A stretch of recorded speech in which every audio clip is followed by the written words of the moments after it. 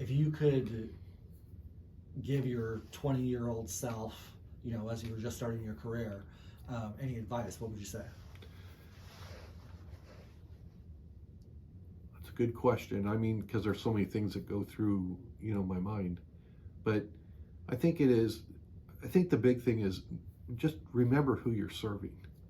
You're not serving yourself. You're serving your community. You're serving a greater authority. And that's where you got to put your heart. Your focus is on that person that you're serving, not yourself. And I think everyone needs to remember that, regardless of who you work for or where you're from. It's important.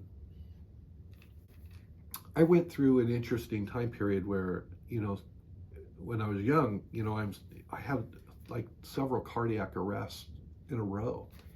And it was like, what is going on? Some of them were older, some of them were younger. And it was like I had 6 cardiac arrests just like in very close time period together.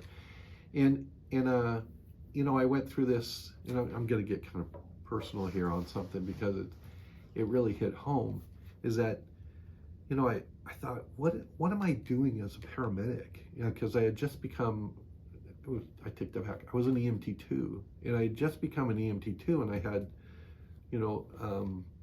several cardiac arrests in a row. And the last one was this 32-year-old gentleman found on the side of the road in a pickup truck. And, we worked them, and at the time you did CPR all the way to the hospital. So we did CPR for 45 minutes all the way down to St. Agnes Hospital. And it just hit me at the time. It's like, am I doing the right thing? I mean, if it's time for God to pull that person to heaven or whatever, am I pulling them back from God? I mean, I think paramedics trying to kind of go through a spiritual piece of that.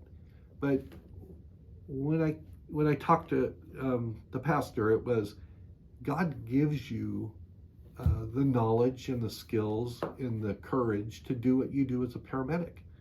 And we're there to save lives. We're there to help people. And that's what we do. And so, yeah, we see a lot of things that we aren't supposed to see, but we also we are in the best of moments, like delivering babies, and we're in the worst of moments. But even in the worst of moments, when a spouse passes away and we have to go tell the wife or the husband that, I'm sorry, but there's nothing we can do, or it's done, we're there to comfort that person. We're there to let them know that we've done everything we possibly can. And that it should bring comfort to that person that everything was possibly done to help that person. But we're in a very, very specific position to help people, whether it's good or bad.